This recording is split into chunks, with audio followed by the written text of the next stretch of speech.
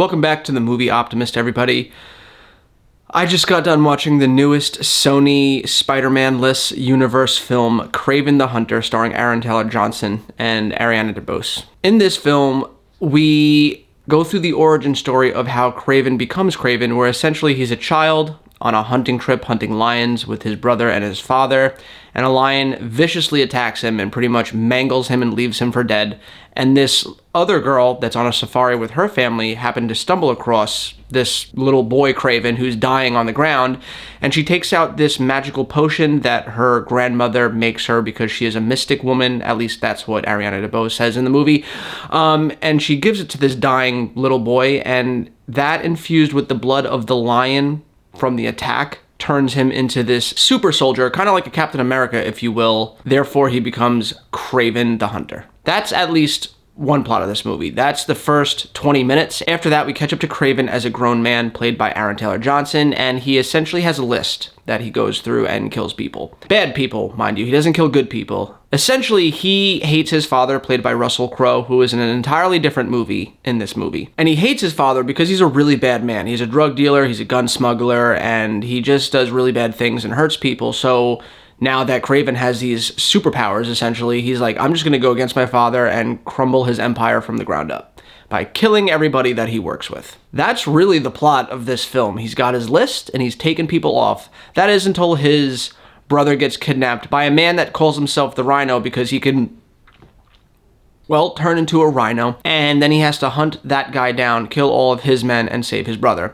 He is aided by Ariana DeBose, who is an Oscar-winning actress from the Steven Spielberg-directed film West Side Story. At the time, I could see why she would have celebrated her talent agency, but they need to be fired. Anyway, he's aided by her, who is a lawyer that decides to help him in his quest of hunting down these bad people and killing them. That is the story.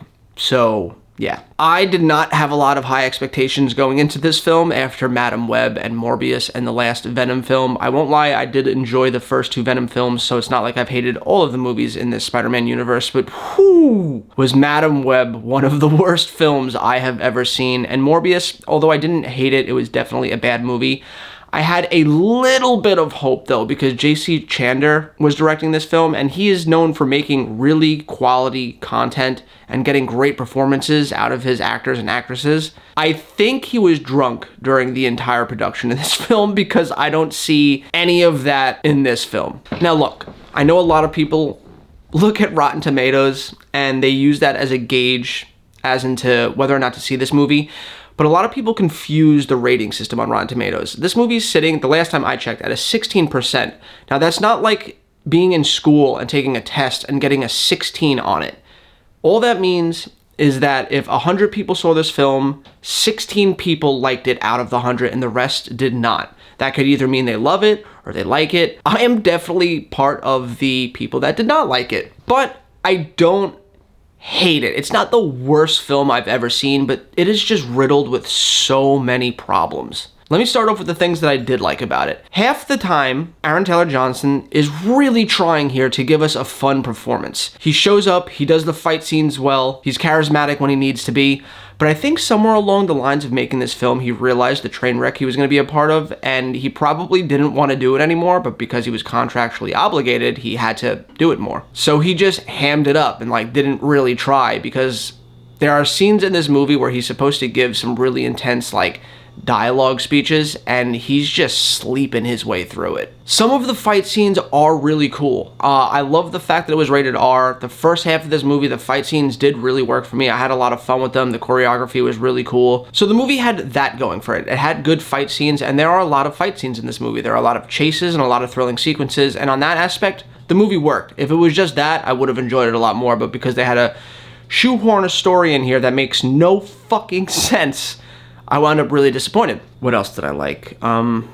That's it. Moving on to the bad now. Well, everything else outside of the fight scenes and Aaron Taylor Johnson half the time. The first half of this movie, they use a lot of practical stunt work with the fight scenes, but the second half, they decided that they wanted Kraven to be able to crawl on walls like Spider-Man and do things that are impossible for a normal man. I don't care if he has super soldier lion serum in him, he can't do the things that he's doing in this film. Like the acrobaticness of it, where he's like flipping over buildings and stuff like that, it just makes no logical sense. Kraven is a normal man. He's a normal man in the comic books. I don't know why they felt the need to give him superpowers. That's the thing that makes Kraven so compelling in the comic books, is that he is just this normal guy that wants to be the greatest hunter on the planet. He wants to be the greatest hunter of animals, of people. He gets a thrill out of besting an opponent, and he gets that thrill because he himself is just a man. He wants to be the best, and that's what makes him compelling, and you do away with all that when you make him Captain America. Like, yeah, of course he's going to be able to defeat the Rhino at the end of this because he could literally throw a car at him. That makes no sense for this character. And look, I complained about the fact that Aaron Taylor Johnson is crawling on walls. It wouldn't have been that bad if it at least looked real, but it turns into PlayStation 2 graphic cutscenes when he's doing it, and it just totally pulls you out of the movie. Ariana DeBose is in this film, and she's like fine, I guess. Fine. I can't believe I'm saying that for an Oscar-winning actress, but at the same time, Russell Crowe's in this, and he is like one of the greatest actors ever, and again, he is on a different planet in this film. The whole backstory of the relationship between Ariana DeBose and Kraven's character is also just fucking absurd. Essentially, she's a lawyer who trained her whole life to become a lawyer because she wants to stop bad guys from doing bad things like murder. Then she meets Kraven, who's like, I got a list, I'm killing people, they're bad people, so it's okay, and she's like, all right, I'm gonna help you find those people on the list and kill them throughout all those years of hard work and training because I just want to help you because you're killing bad people that I can't get to as a lawyer. And it just felt so shoehorned in there, especially because he has to take her with him at a certain point when her life is in danger back home where the final showdown of the movie takes place, and she's in it for like one scene where she like does something cool and then she's just gone for the rest of the movie. Like, just totally gone. Like, in the midst of this war going on in the safari with all these people against Kraven, she just disappears. And then even after the final showdown, where it goes to like the epilogue and it's like a year later, you just never see her again after that scene where she does something cool in the woods. I don't know if they filmed more with her and just decided to take it out to cut this movie's length down, but it was really jarring and she got absolutely no closure with her character. Like, is she still a lawyer?